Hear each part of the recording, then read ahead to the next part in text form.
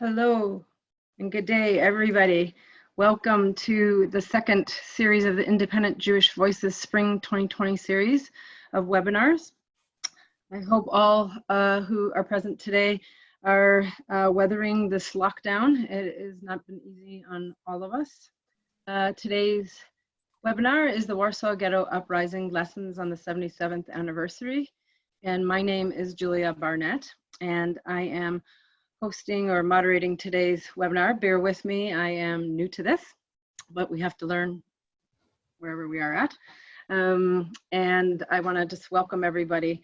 I'm going to walk people through today, and hopefully we will have a successful webinar. It will be about 1.5 hours today, and we'll walk through what we're hoping to do and provide presentations and speakers.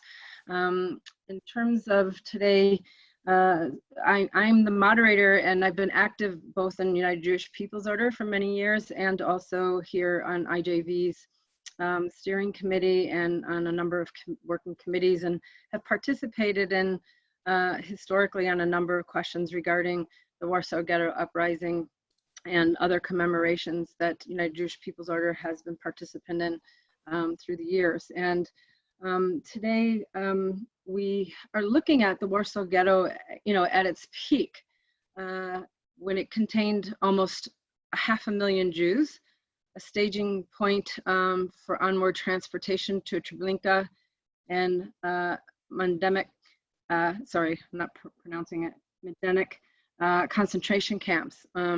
On April 19th, 1943, exactly 77 years ago today.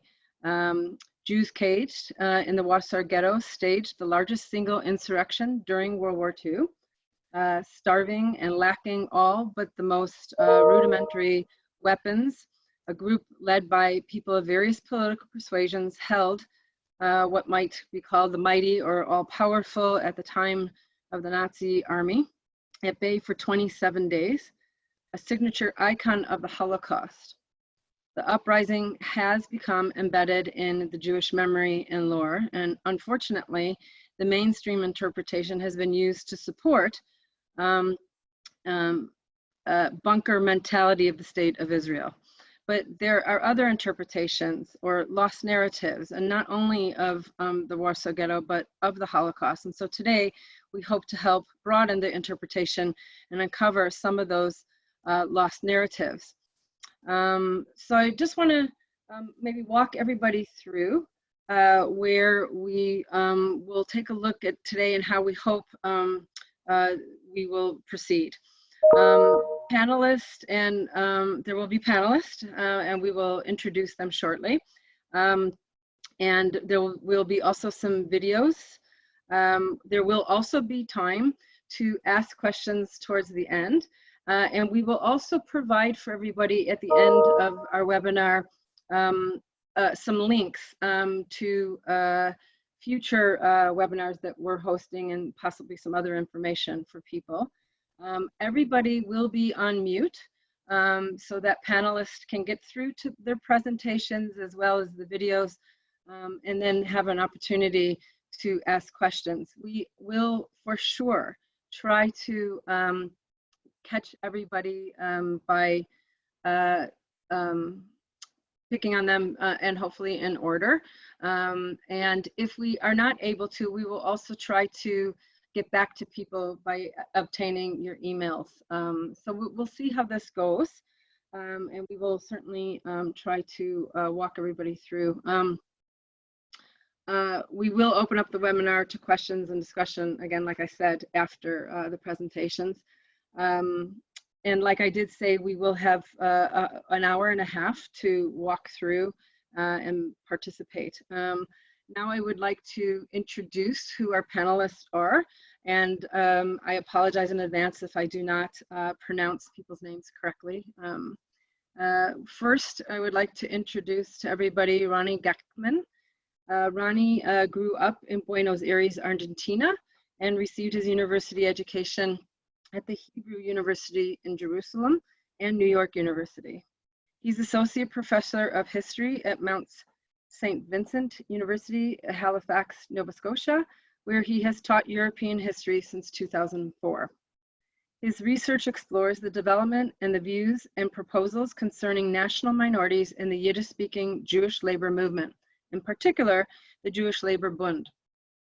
In early 20th century Russia and in the interwar Polish Second Republic, he has published articles on the Bund's program of national cultural autonomy, on its cultural, recreational, and sport organization in interwar Poland, and on its place in Zionist history.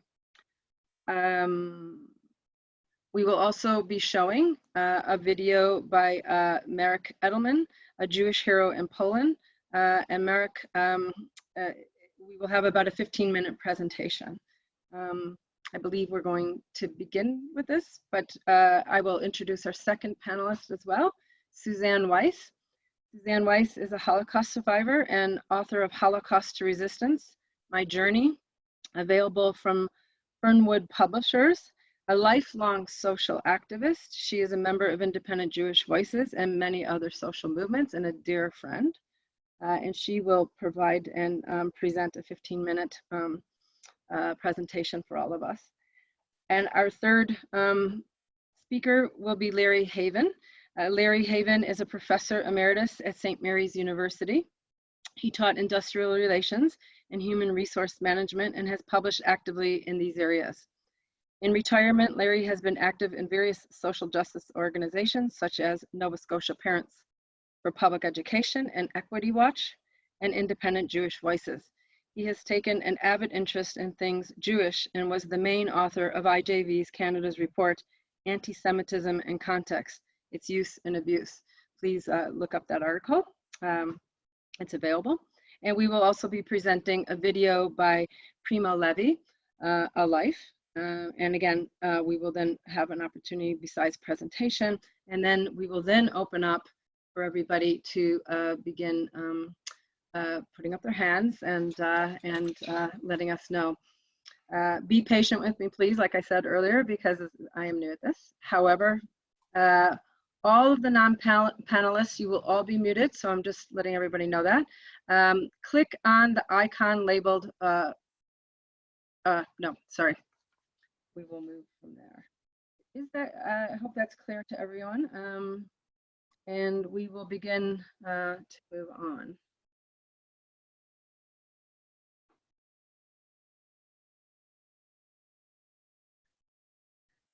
Okay, sorry, this is Larry Haiven, and I just, I can't, for some reason, I can't use multiple screens, so you have to wait a minute while I queue up the first video that we're going to show. And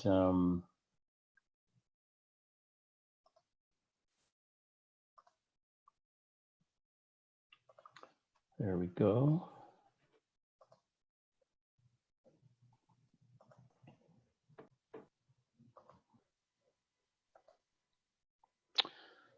Sorry, folks. I need to know, a number of people have said that all they see is a black box. They cannot see the video that I'm showing.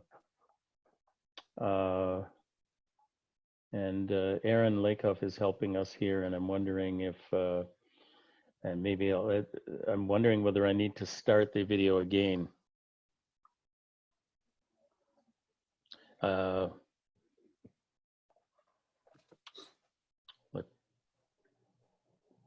Larry, I wouldn't necessarily start it again. Maybe you could just try playing it one more time from where you paused it and see if the issue persists. And if it still does, maybe we could also just share a link in the chat to all the panelists so they could go watch it after. That would be one idea. Yeah, we have several other videos, so we may have this problem, but they're saying that it started off okay, and then there was just a black box. I have to note, everybody, that because everybody in the world is using Zoom, they've reduced their bandwidth, and this may be part of the problem. But I'll try and start, or I'll try and start where I left off, and we'll see if the video continues and it solves the problem.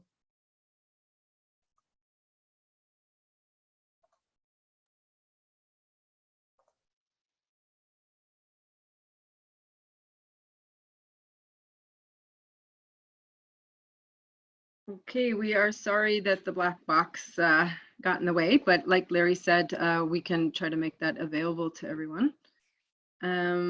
What we'd like to do now is go to our panelist and begin with Ronnie Gechtman.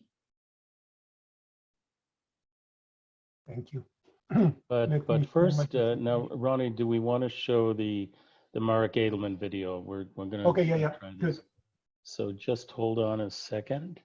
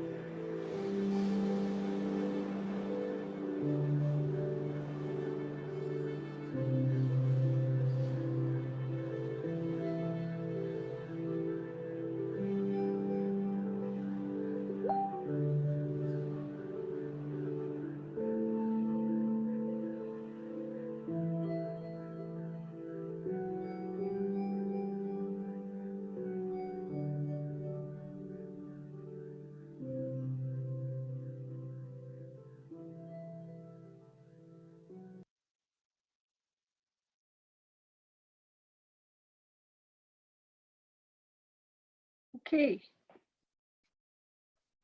I'd like to now invite Ronnie to present.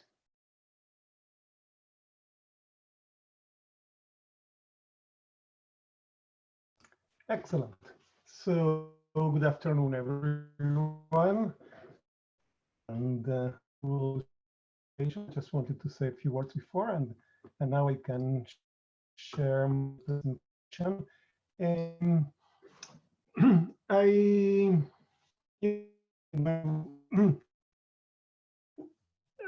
As I'm saying, I would like to talk about Mark Edelman. He's kind of the focus of my conversation, but actually what in relation to this narratives about the Warsaw Ghetto Uprising, what really I wanted to talk and through Marek Edelman talk about is about Jewish life in Poland and in Warsaw leading to the Holocaust, because many times we discuss the Holocaust, and we say, well, it's when we just say numbers, we don't really understand the extent of the tragedy. But numbers also, I don't think that make justice. So I'm trying to say a little bit more about life in Poland before the Jewish Labor Bund in Poland before the Holocaust, and what I call revolutionary Yiddishland. Actually, it's not my term, that I will explain in a moment. And when I talk, I'm trying to figure out the audience and to see if I'm saying things that are perhaps too obvious, and perhaps it will seem kind of not new or interesting to you, or on the other hand, that I will be too specialized, and then you may miss some of the things that I'm saying. So if I cannot figure out the audience, so if I'm either going to one direction or another, and later on we can fix it in the questions and answers part. So talking about the extent of, so first of all, talking about Marek Edelman, the video that we just saw mentioned Marek Edelman in just 3 minutes, meaning his role during the uprising and a little bit about after the uprising, but he was really a remarkable person, and he's almost unknown in our world, meaning even Jewish people who care a lot about the Holocaust, who celebrate, as they call it in Israel, Yom HaShoah, in the day of the uprising of the Warsaw Ghetto Uprising, they have no idea of the existence of Marek Edelman, including when he was alive until not so long ago, until 2009.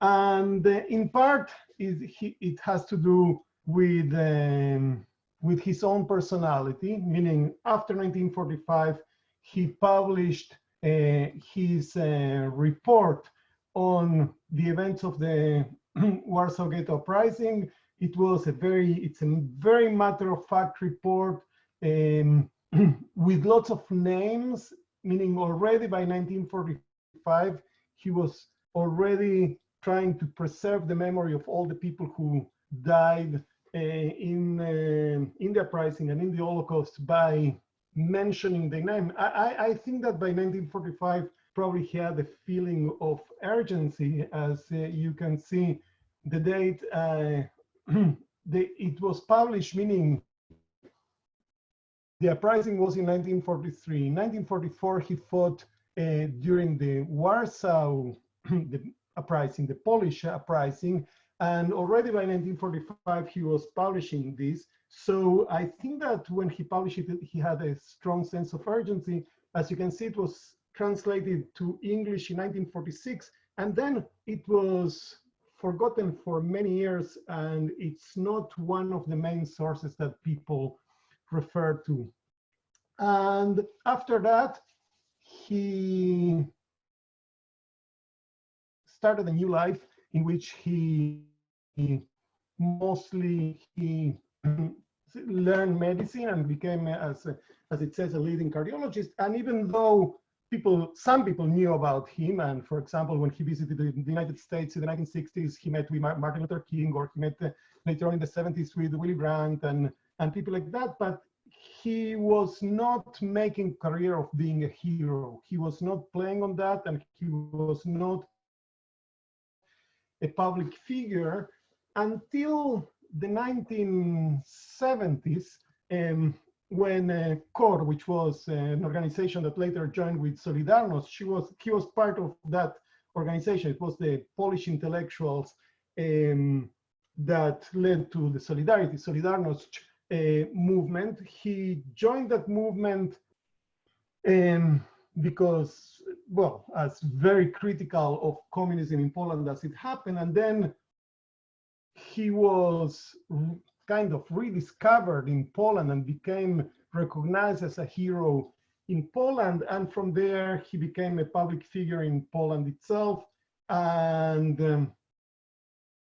an intellectual and a moral authority. For example, when we have the Balkan Wars in the 1990s, and there were ethnic cleansing happening in Kosovo, he was part of the mission that tried to put an end of that.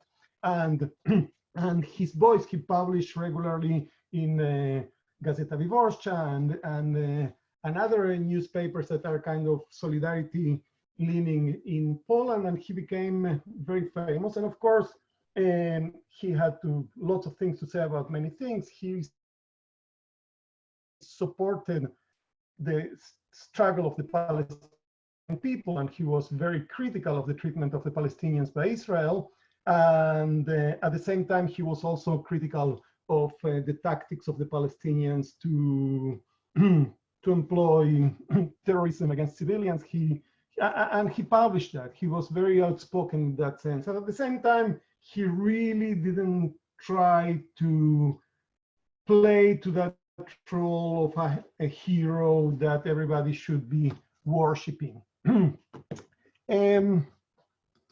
So now he grew up as being children in Skif and then in the Zukunft, which were the organizations of the youth organization of the Jewish Labor Bund in Poland. I'm trying to keep the time here, and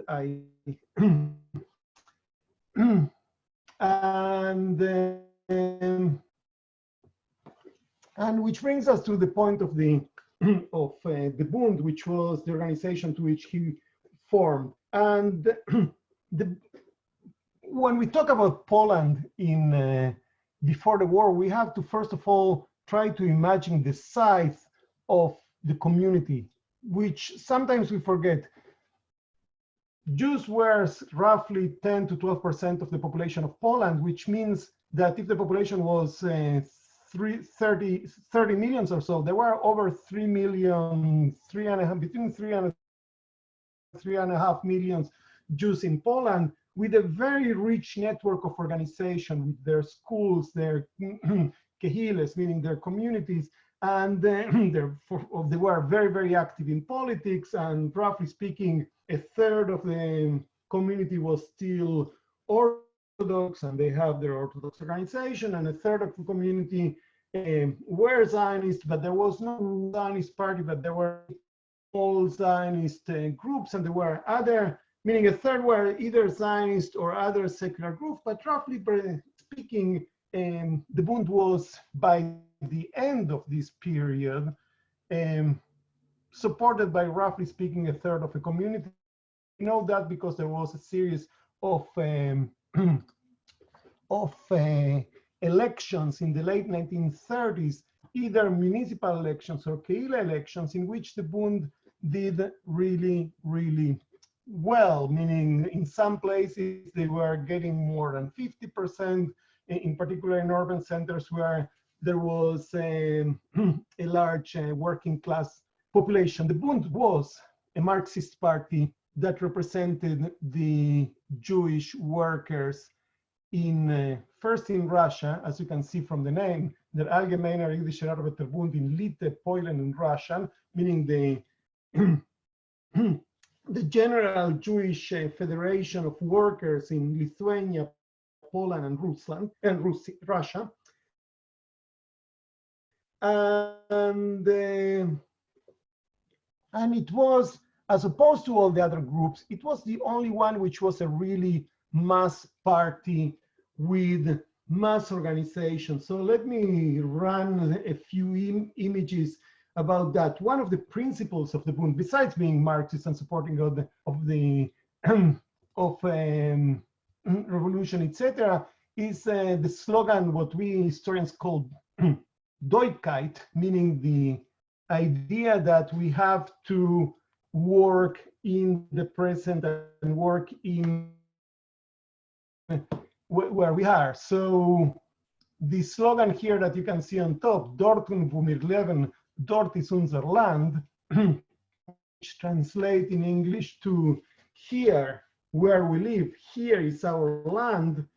It kind of represents their attitude, meaning they were not promoting immigration to anywhere, not to North America, not to Palestine, not anywhere, but to build in the place where Jews have been living for 1,000 years. And if we go back to Edelman, the fact that many people left Poland, even Holocaust survivors, after the war, he said, well, no, I always promoted, and including in the ghetto, that we have to work with the Polish people to preserve life here, and and he didn't want to leave Poland. So even though the Bund party disappeared with the people who formed the Bund, these are the people who were exterminating the Holocaust, he was, in his own way, loyal to the principles of the Bund. And as I said, the Bund was a workers' party, and it started actually as circles of revolutionary workers and organizing unions and cooperatives and doing activities for working class people, as I will show you very soon. And it was actually already in the Russian Empire, a massive party which was founder of the Russian Social Democratic Party, the party that will later split in 1903, in a split in which the Bund play a central role between Bolsheviks and Mensheviks.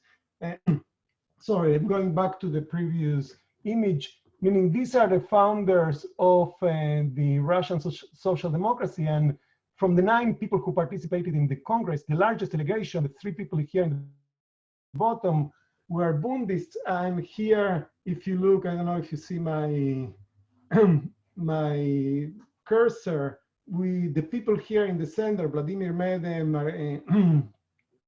and other members of the Bund have been super active in the of that party, Trotsky and Martov and other people. In other words, the Bund was the representative of the Jewish workers, but in the context of the general socialist, revolutionary, internationalist kind of movement.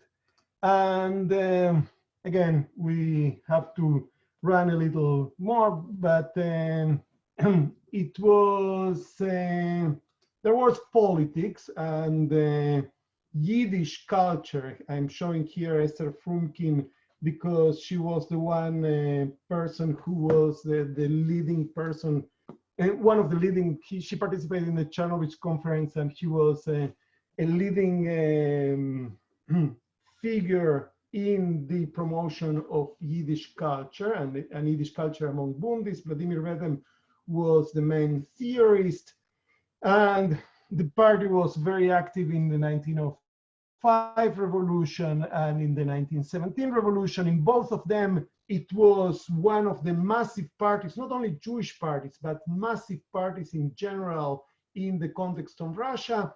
After the revolution in Russia, there was no room for other parties in communist Russia. Therefore, people like Esther Frumkin, she had to join. She stayed in Russia, in communist Russia, in the Soviet Union, and joined the Communist Party. And the party kind of divided and continued in Poland.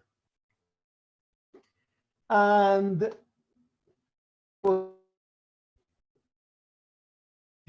but it also had lots of activities that were beyond politics, what I called a socialist Yiddish subculture. So what I'm showing you here is a panel, a school activity in which children in a Tzishu school, which was a school that was led mostly by Bundists, and also some Yiddish-speaking secular people from other groups like Linke Polizia, meaning left-leaning Zionists, etc., in which they are doing school activities in Yiddish. That's what they do, because Yiddish was the spoken language, and it was not the language in Polish school, but it was the language in Cisho school. And here we have an equivalent activity about the Białystok industry, and in the center you see two workers, and it says the Białystok textile workers are united. And in Białystok there were Polish-speaking workers, Yiddish-speaking workers, Jewish workers, and German-speaking workers. And the idea that they are united, it means that they were united there. So, and sorry, let me, what I'm trying to say, this is the youth of organization, and there was sports organizations, and the sports organization they participated. I wanted to show you this publication in which they are preparing to the Workers' Olympics in Vienna in 1931, which was a massive event with over 100,000 organized workers from different socialist parties came to Vienna to do works, not in a competitive way, but in a kind of popular way. Why I'm telling you all that, and I will try to put together the things and bring it to a finish. When the Nazis conquered Poland and they brought the Jews into the ghetto,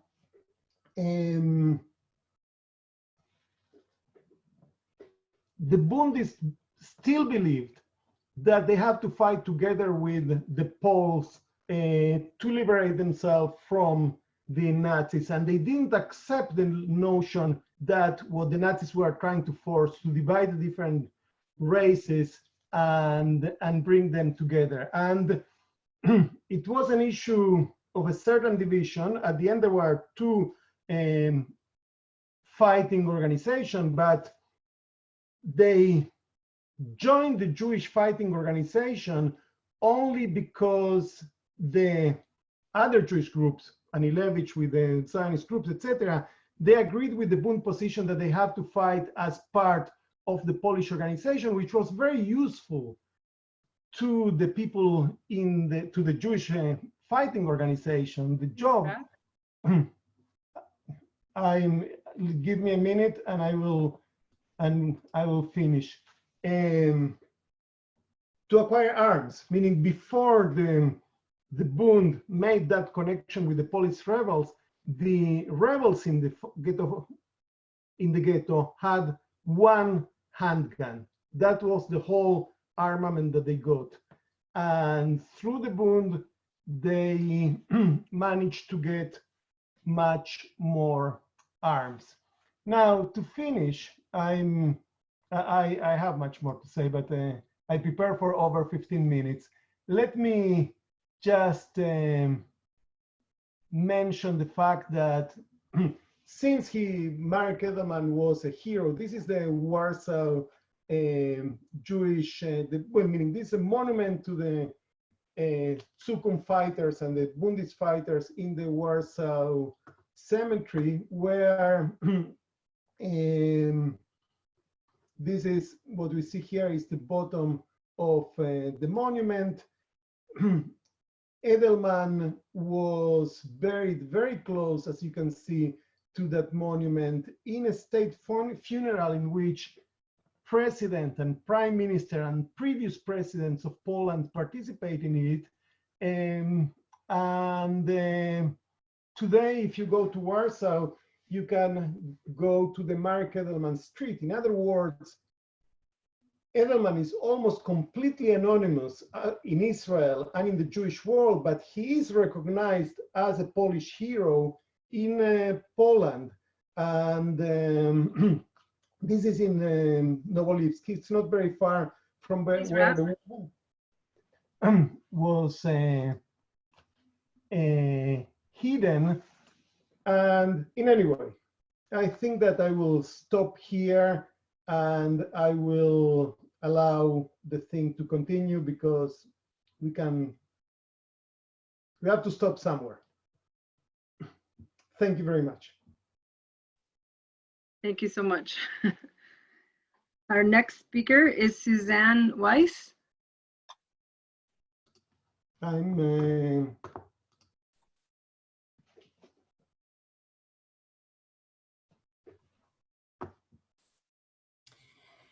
Hi, everyone. Thank you for tuning in. I'm going to talk about the Warsaw Ghetto uprising, its impact on Jews in France. I was born in 1941 in Nazi-occupied Paris. Nazis ruled in partnership with an anti-Jewish, pro-fascist French regime called Vichy. Vichy's harsh laws drove Jews out of the professions and targeted Jewish immigrant families like mine. As for the Nazis, they talked of resettling the Jews for labor, for war labor. In 1941, thousands of Jews and other so-called undesirables were arrested and thrown into Vichy concentration camps. In March 1942, more than 1,000 of these French Jews were loaded into a German sealed train and deported. In July 1942, a massive police raid in Paris imprisoned 13,000 immigrant Jews, men, women, and children in Veldiv, a sports arena. Among them were 4,000 children. Disoriented and stunned, they were all shipped to Eastern Europe. What was in store for them? No one knew. But breaking up families and deporting the children, that did not suggest resettlement for war labor. The Nazi resistance had learnt of the Veldiv raid in advance and warned the Jewish community. Half of those on the arrest lists found refuge. Jewish survivors nervously weighed what to do. They passed on the word, save the children, by dispersing them. My mother was an activist, a member of the Immigrant Workers League, MOI, linked to the communists. Her husband was a prisoner in Germany. Seeking to protect me, she arranged through the MOI for me to be cared for in a suburb of Paris by a nanny, Madame Orquet. My nanny took big risks with her life as caring for Jewish children was illegal. A year later, the Nazis deported my mother and killed her, but the Jewish resistance assured my safety in the care of a farm family. For that story, please read my memoir, Holocaust to Resistance, published by Fernwood. In mid-October 1942, a couple of months after the Veldiv raid, the head of the MOI's Jewish section, Adam Roski, received alarming news from a Spanish comrade who had a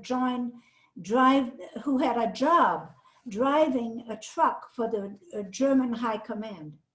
His duties took him to Poland, where he heard the Nazi officers talking about killing the Jewish deportees with poison gas. He saw confirmation in the city of Kraków, with thousands of corpses of gassed Jewish deportees, had arrived by train. The resistance leaders in France anxiously debated how to respond. Warn the Jews? It would horrify and frighten them, and perhaps create panic and despair. But to keep silent would be irresponsible. Here's what Roski said, what he wrote in the resistance newspaper, J'accuse. The torturers, the brutes intend to burn and asphyxiate thousands of Jews deported from France.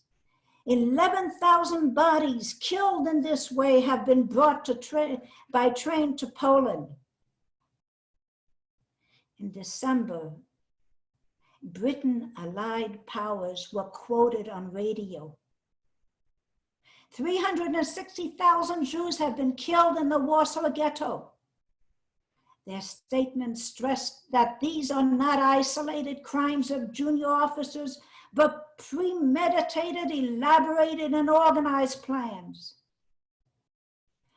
On April 30th, 1943, after an all-day underground meeting of the MOI, Reisky tuned into his shortwave radio to BBC London. For 6 days, the BBC said, the Jews of Warsaw Ghetto have resisted arm in hand against the assaults of Hitler's tanks. The Jews have organized and are fighting back. Reisky summoned his MOI comrades, and they crowded around the radio through the night, picking up scraps of news. By the first sign of dawn, they had the whole picture. It was an insurrection by the entire Warsaw Ghetto. Reisky recalls a report of the Jewish Bund received in June. It emphasized that the ghetto's leadership had used exemplary political unity and fraternity despite their political disagreements. The leaders were committed to left-wing ideas, despairing yet brimming with hope for a better world, united with everyone in battle against their murderers. The French resistance leaders saw the ghetto uprising as a major event in the war, an emblem of resistance for the Jewish people. It came at a turning point that brought hope. It was certainly a moral inspiration. Nazi armies in the East were in retreat, and in North Africa on the point of surrender. In France, large numbers of young people were rebelling against Vichy's plans for labor conscription for the Nazis, the STO. Yet, the conduct of the Allied forces in French North Africa sounded a warning for the resistance in France. The British and the US victors there had left in place the Vichy authorities, their anti-Jewish laws, and detention camps. Would this be the pattern of Allied liberation in France? The left-wing resistance in France had a different idea.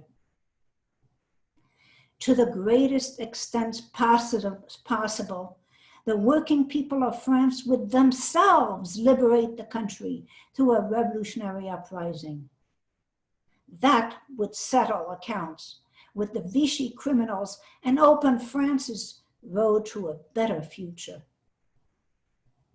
The Jewish resistance resolved to spread the news of the Warsaw Ghetto insurrection widely. Reisky drew the lessons in J'accuse. The Jews of France send greetings to their heroic Warsaw Ghetto brothers and sisters. The German carefully crafted a peace plan of total extermination of the Jews of Europe, but we will respond, following the example of our brothers and sisters of Warsaw, with our implacable will to defend our liberty and our lives. Take up arms. We will organize our defense and resist all effort to arrest and deport us. Join with the people of France. Fight the barbarians without mercy. Glory to our heroic brothers and sisters of Warsaw. This is the time of vengeance and punishment. It's the hour of liberation for our people and the hour of our immortal glory. The revolt in the Warsaw Ghetto motivated the Jewish underground cells in France and fighting organizations to fight and die rather than fall in the hands of the Nazi conquerors. Roski and his comrades formed a new organization, the UJRE, Jews United for Resistance and Mutual Aid. It combined the Jewish citizens and immigrants, the military and civilian resistance, seeking both to defeat the Nazis and to save the Jewish population. The task was to help the entire Jewish population to go underground, including the aged and small children.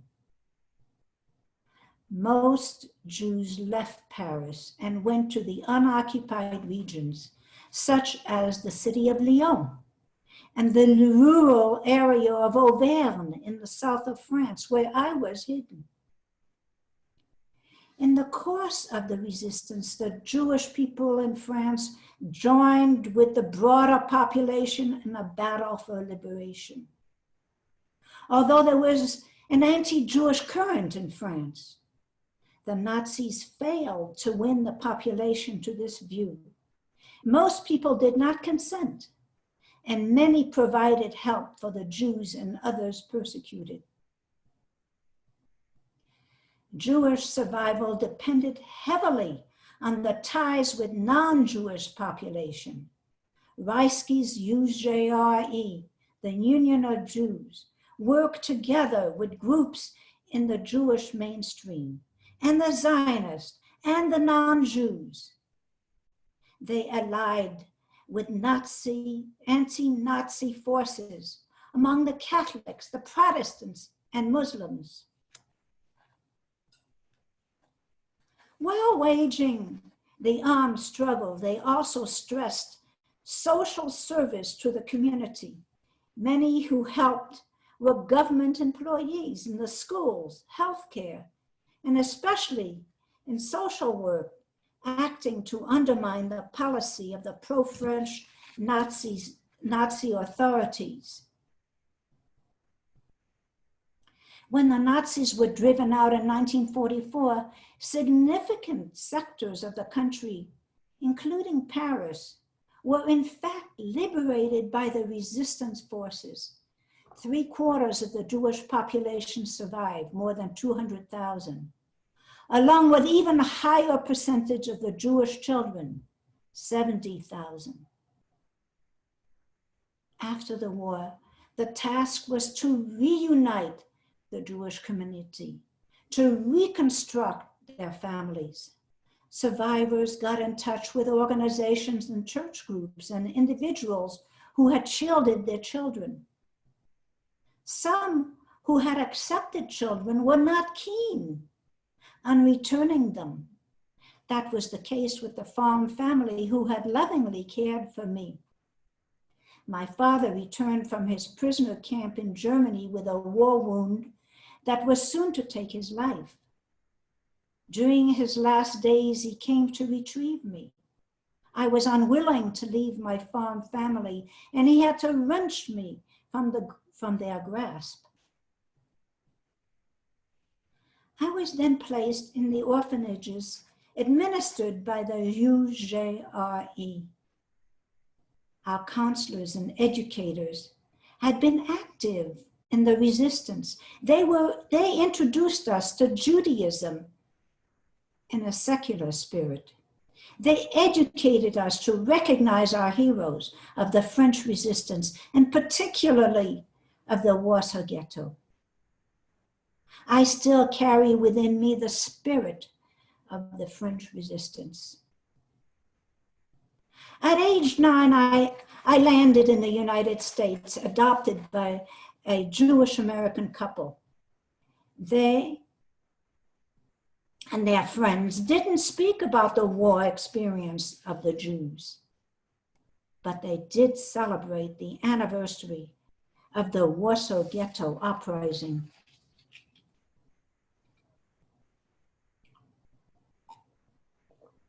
Today, we face the pandemic of the coronavirus. We see new heroes rising, such as the working people in the front lines of healthcare, such as the Cuban doctors working in more than 38 countries to save lives. Today, we face climate change that does not recognize borders. Today, we strive to aid the Palestinians in besieged Gaza, who now face COVID-19 alone.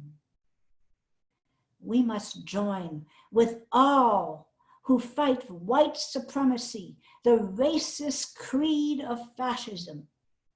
Racism is expressed in this coronavirus calamity where Blacks suffer most. We must unite for the coming generation, for a better future, in which we cherish our differences. Please wrap. That is the underlying lesson of the Warsaw Ghetto Uprising. Thank you. Thank you, Suzanne. Our next speaker is Larry, and we will begin with the video. Is that correct, Larry? Yeah. Okay. So I am just going to, I just have to find my video here. Just give me a second.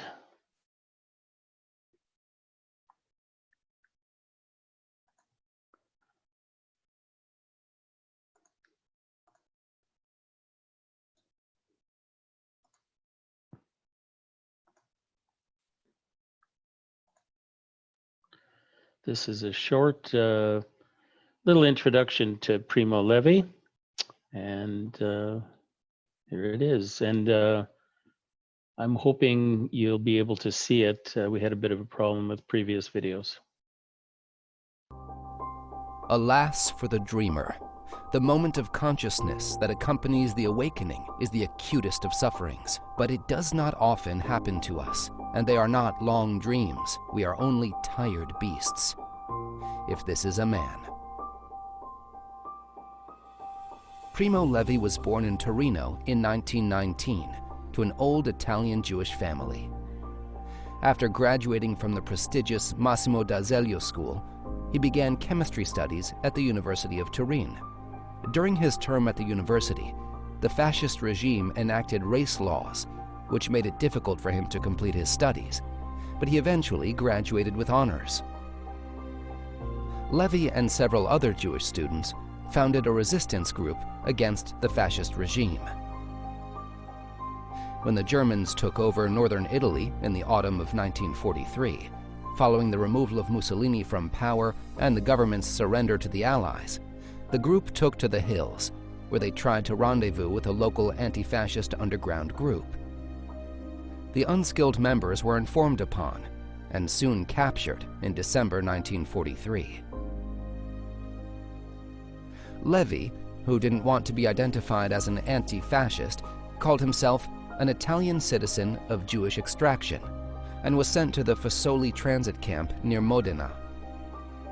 In February 1944, the prisoners were sent to Auschwitz. Levi was imprisoned in the Auschwitz camp complex for over 10 months.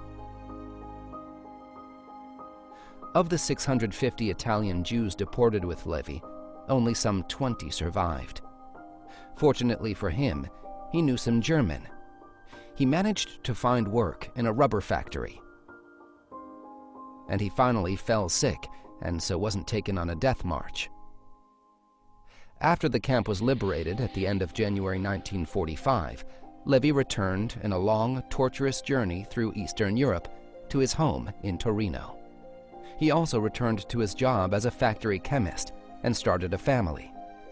However, alongside his daily life, Levi turned to literary writing, both prose and poetry, which was impressively powerful.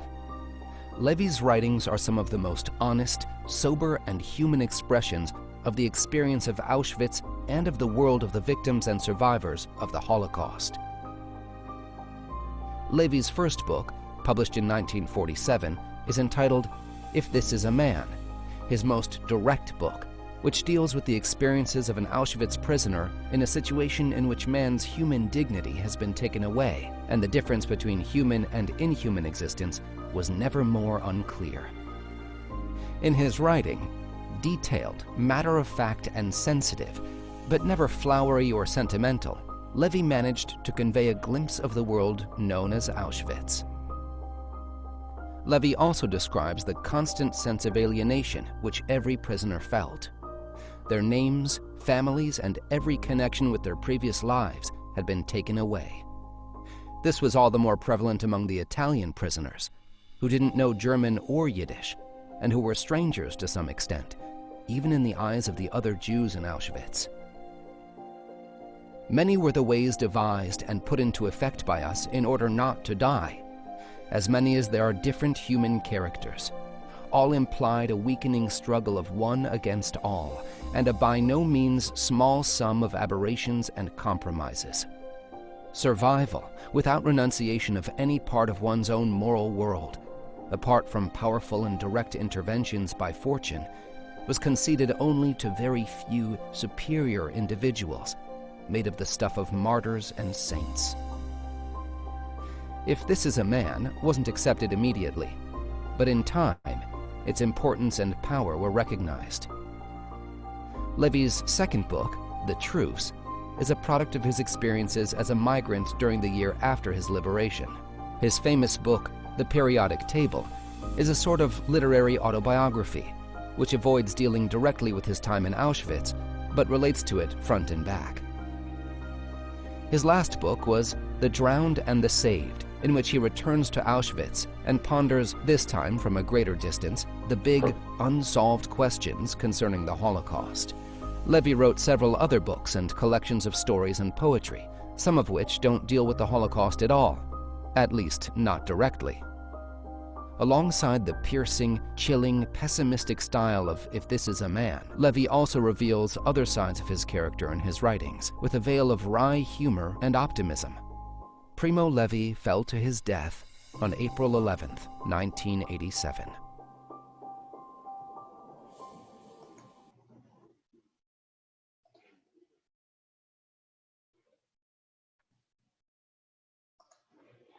Okay.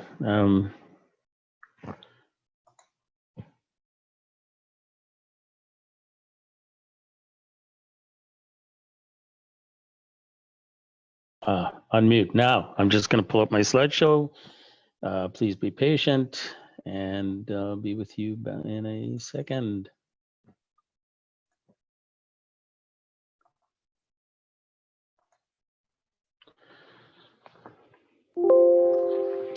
Okay, so I'm going to talk about Primo Levi.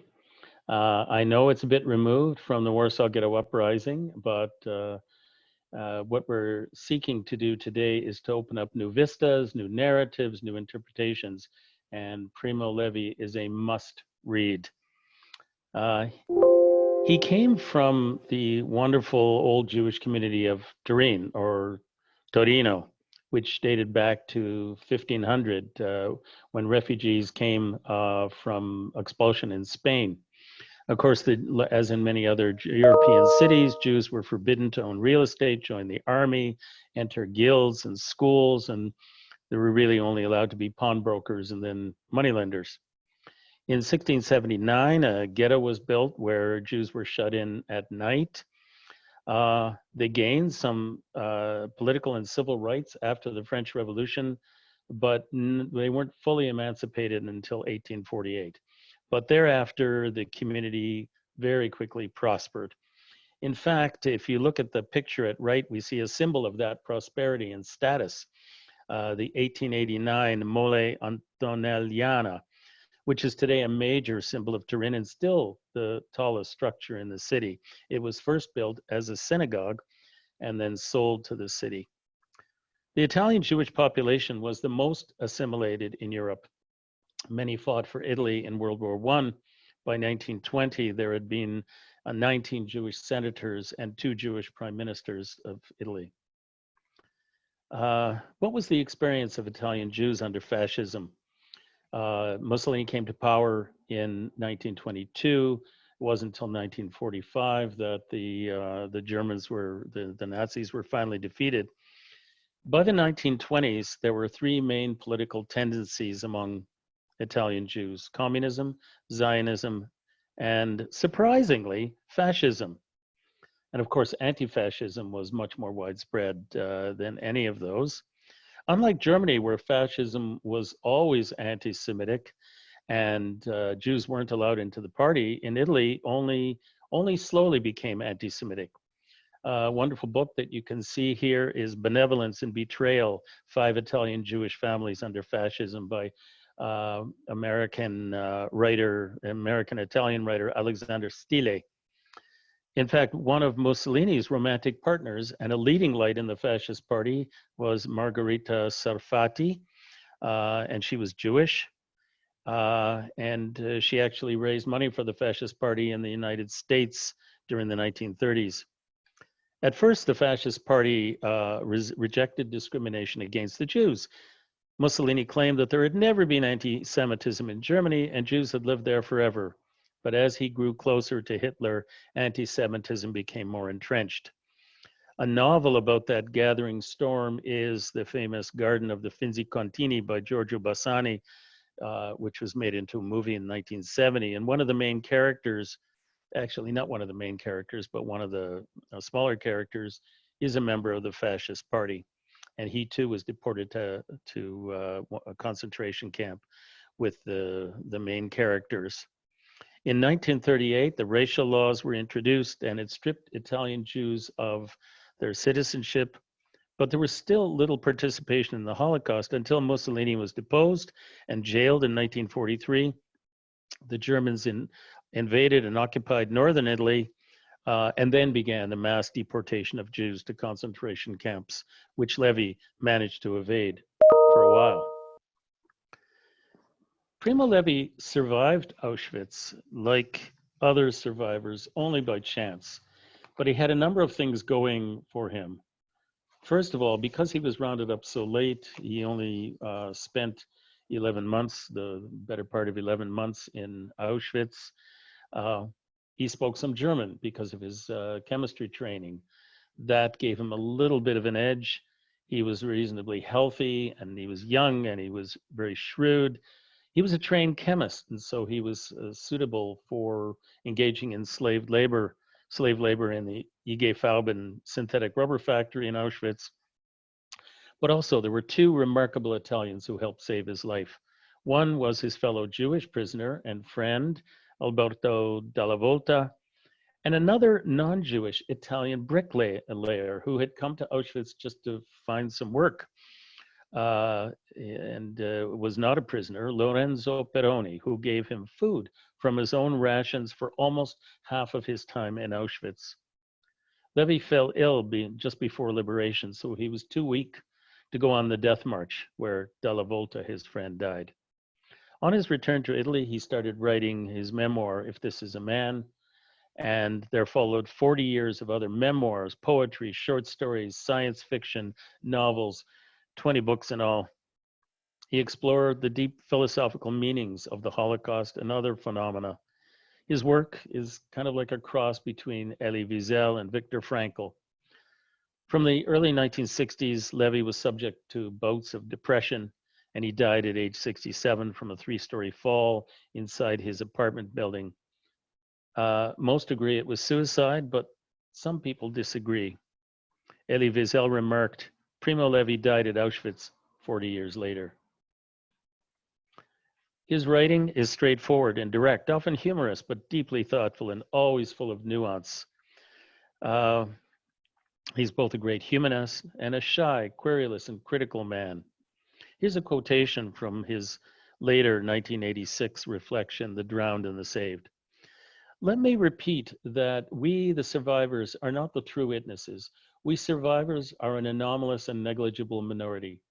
But it is they, the Misselmänner, and I'll get back to this term, Misselmänner, the drowned, the witnesses to everything. They are the ones whose testimony would have had a comprehensive meaning. They are the rule. We are the exception. Those who survived were the worst, the egotists, the violent, the insensitive, the collaborators of the gray zone, the informers. Those who survived were the worst, that is to say, the fittest. The best of all died. Please wrap. I'm sorry? Please wrap up. Oh, okay. The use of the word Muslimer, which is German for Muslims and widely used to describe the many inmates overwhelmed and spiritually crushed by the experience, is quite ironic. Nobody knows for sure where it comes from, but it could mean the Islam means submission. It's a racist term. There weren't many Muslims in Auschwitz, but it's just very ironic. Levi had a very troubled relationship with Israel. In 1967, during the Six-Day War, he penned a letter to an Italian newspaper, La Repubblica, in which he said, Israel from its beginning had accustomed us to such miracles that we just hoped it would perform the greatest, the only real miracle, the one of establishing permanent peace with its neighbors. And then Judith Butler, in her book, Parting Ways, refers to Levi became critical of both Begin and Sharon in the early 80s and called for the resignation after the massacres at Sabra and Shatila. In interviews, he insisted on a distinction between Jewish values and the state of Israel, rested his hope in the left demonstrations against Israel. And I should mention, because Ronnie wasn't able to get to it, but Marek Edelman also spoke out very strongly against the Israeli regime at several instances, making himself extremely unpopular in Israel. He wrote an open letter to the Palestinians. And finally, talk about troubled relationships, the one between Levi and Elie Wiesel. And this is what Ian Thompson says in his biography of Levi. In 1983, Levi traveled to Milan to meet the survivor statesman Elie Wiesel. Levi was not very fond of Wiesel, or rather of what he stood for. Wiesel had cornered a sentimental middle-brow Jewish market and made a celebrity cult of his survivor status. Perhaps Levi was a little envious. He had never achieved nor ever would achieve the reverence bordering on idolatry lavished on Wiesel in America. If Levi envied Wiesel's success, a part of Wiesel surely envied Levi his higher literary standing and intellectual ballast. Wiesel admonished Levi for his anti-Israel stance and criticism of Prime Minister Begin's Defense Minister Ariel Sharon for his part in the Lebanon invasion. So if you're trying to go beyond the mainstream narratives and interpretations of the Holocaust experience, I would very strongly recommend reading Levi, and also because, in my opinion, he's one of the great writers of the 20th century. Thank you. Thank you, Larry. Thank you all the panelists for your presentations today. We have gone over time, so it is now 2:14 Toronto time. We were hoping to have 30 minutes of discussion, and it looks like it'll have to be shortened. However, we would like to take questions, comments. I'm going to ask people to, I'm just going to open this up now. And I would just like for people to please take about a minute because we do not have a lot of of time left remaining on the panel, unfortunately. And I know that there's just a number of different ideas and presentation today, and thinking through about the interconnection between not only the Warsaw Ghetto uprising and the resistance, but also the interconnections between other forms of organizing at that time, prior to the war, during the war, and even after. So I'd like to try to open up.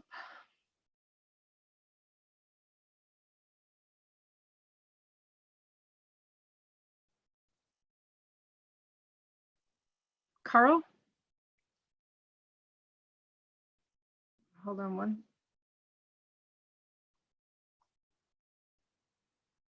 You're now unmuted, I believe, Carl. Okay, thank you. First of all, thank you to all the organizers and participants. I enjoyed all the presentations. My question is for Ronnie. I read many years ago in the magazine News from Within an article by Marshal Warshawski in which he said that Edelman either spoke or was going to speak at a Holocaust or Warsaw Ghetto commemoration in Poland. But the Rabin, who was then Prime Minister of Israel, either intervened or tried to intervene to prevent this because he disliked Edelman's criticisms of Israeli policies. I was wondering if you know about this or could comment on it.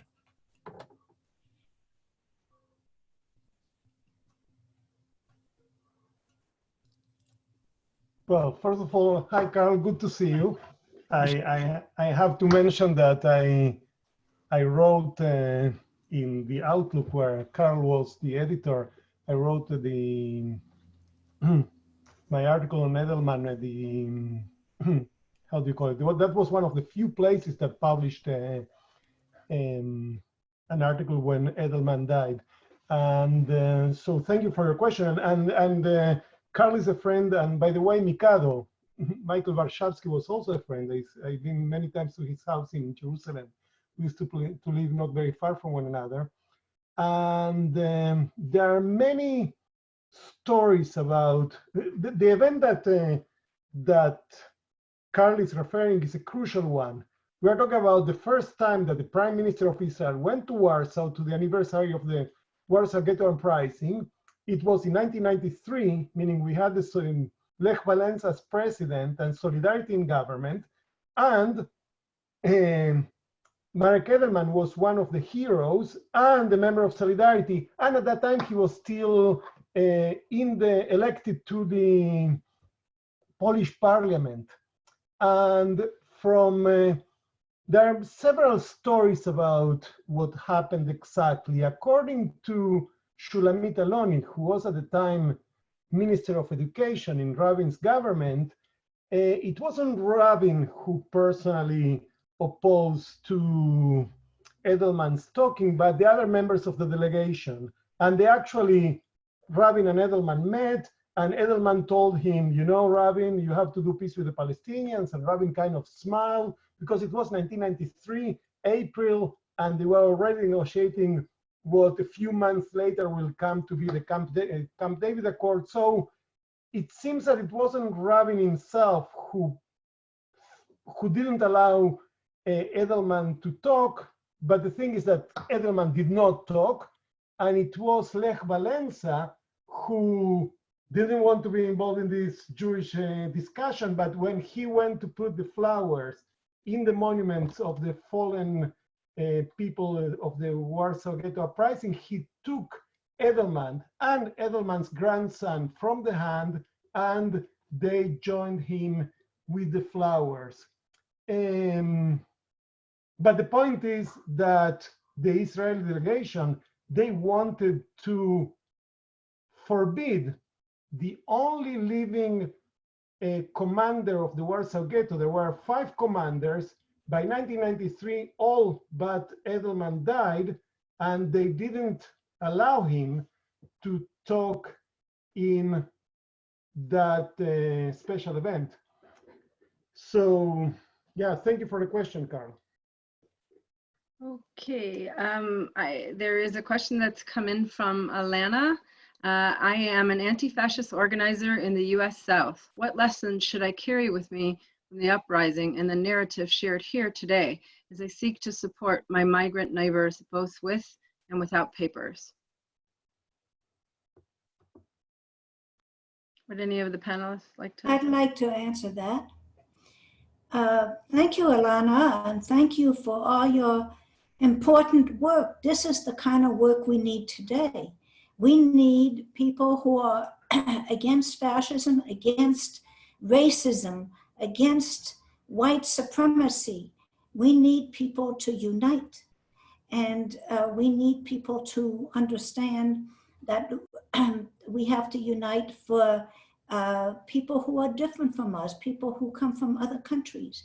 We have to unite with other organizations who are social justice organizations and work together against fascism, against white supremacy, against racism. And we have to find new ways of collaborating together.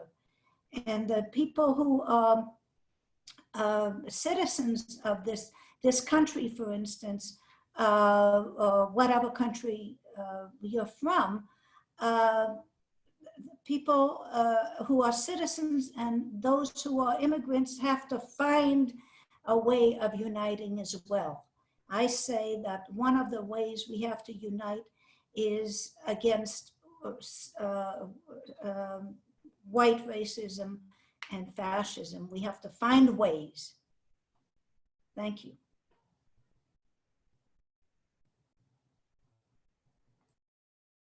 Julia, it's Larry here, and I see a question from Gord. Please repeat the name and the book of the American Jewish author who wrote about Jewish involvement with Italian fascism. Don't get me started about it. No, because I love him as an author. His name is Alexander Stille, S-T-I-L-L-E. And he's a professor of journalism at Columbia Journalism School. And he's written a number of other great books, but this one was a real eye-opener, as I'm sure it will be to many of you. But when you think about it, without the... Sorry, Larry. The question is actually, please repeat the name of the book of the American Jewish woman who wrote about Jewish involvement with Italian fascism. Yeah, I think it's the one, I can't think of a woman who wrote about this, but I believe Gord may have. Are you thinking about the... Judith Butler, possibly. Judith Butler, no, Judith Butler wrote about Primo Levi. So I don't know. The book I was referring to was, hold on, I'll just look it up here. And while he looks, Julia, I would like to say a couple of words to Alana later on. Yeah, sorry, Sure, maybe while you're... Benevolence and Betrayal, 5 Italian Jewish families under fascism, Alexander Stille. It's from 1993, I think.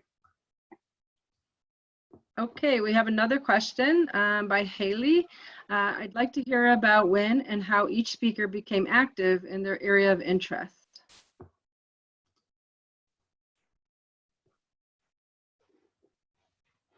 Oh, Would like to start? Sorry, I can you repeat the question, because I was thinking still on Alana's question. Can you repeat the question? Can't hear Sorry, you. I'd like to hear about when and how each speaker became active in their area of interest. And I would suggest that if each speaker did speak to that at the moment, to then just do it very briefly, because many people have a long history of activism on the panel.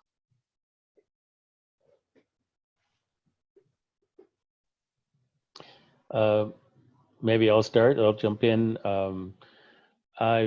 For many years, for 30, 40 years, I've been active in Jewish organizations devoted to peace in the Middle East, criticism of various Israeli governments. And after I retired as a professor in a completely different area, I got very interested in Jewish history, in anti-Semitism, especially as the accusation of anti-Semitism gets so misused and abused.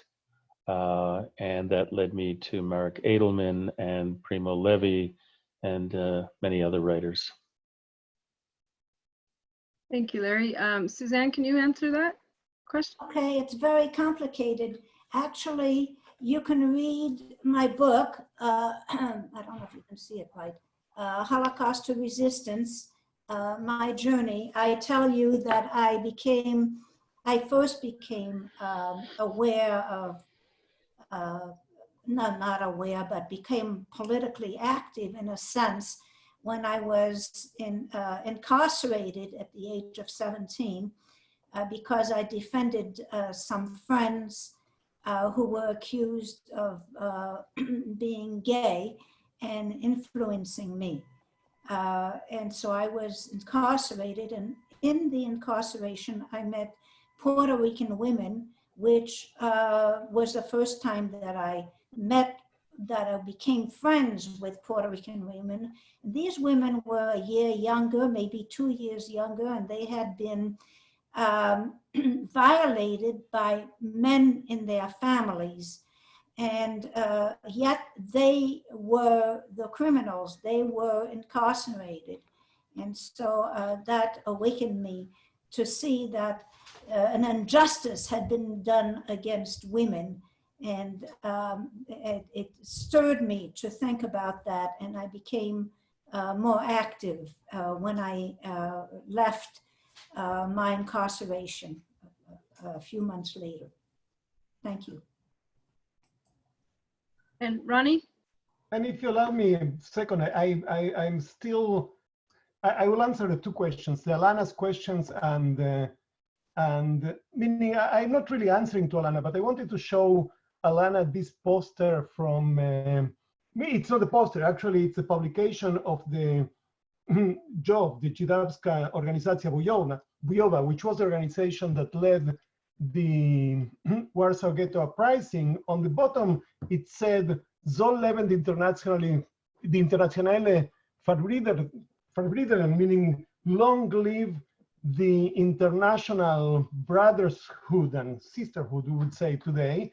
And in the middle, as you can see, there is a quotation from Itzhak Leib Peretz, sorry.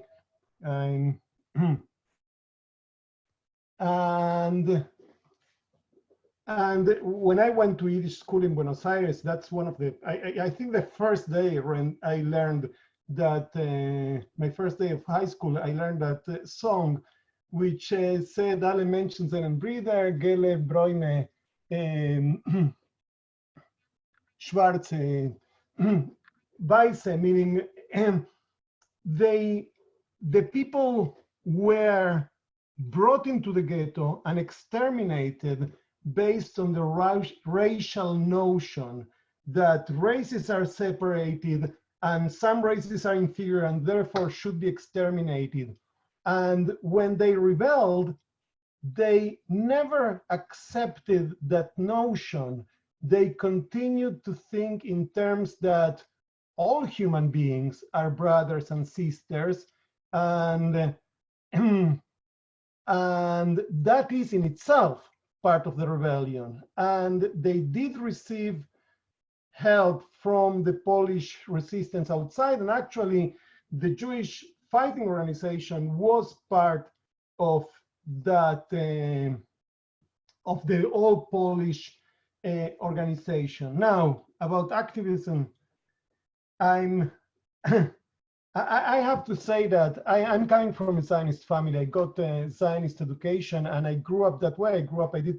I was born in Israel. I did part of my elementary school in Argentina, in Israel, and then high school in Argentina.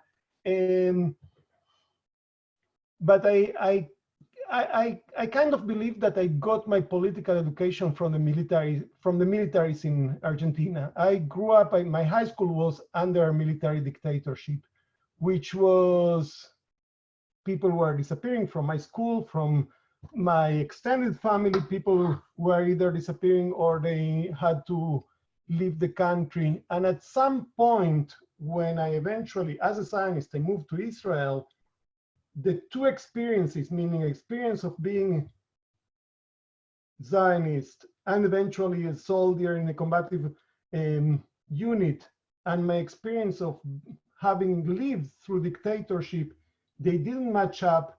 And in particular, when I started to be in contact with Palestinians through my activism, I had to get to the conclusion that it's either or the other. And my choice of learning about the Jewish Labor Bund has a lot to do with that alternative to Jewish nationalism without rejecting Jewish culture, Jewish secular Yiddishist culture. So I think that that's my experience. I'm sorry it took a little bit too long.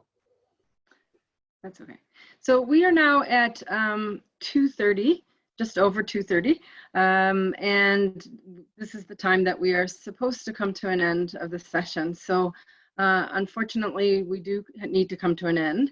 I would like people to, I believe that we will try to get out the videos and make links for people and attendees, and continue on with our webinars as we keep moving forward in this period. And I just want to thank not only all the panelists, but all of the participants. We have currently 60 that I can see just from our current participants. And then on top of that, our Facebook friends this is being streamed live on Facebook as well. And so I think there's now, there was at one point anyway, up to 250 people on this. I believe there's a high need to have these dialogues and this discussion in this period. I believe that all of us have to be thinking about and thinking through how the history of both the resistance that we've seen of both the ghetto and other locations, as well as the resistance to the Holocaust, but also making the links to today and the struggles that we face, and particularly the relationship to the Israeli state, and in particular our resistance in multiple ways, and how we make those links.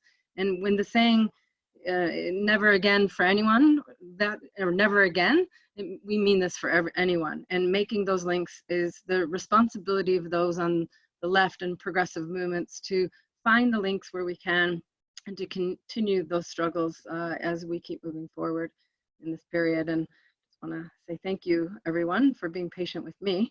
And I hope we see or hear people in the near future as our next webinars as we continue on with our series. Thank you so much.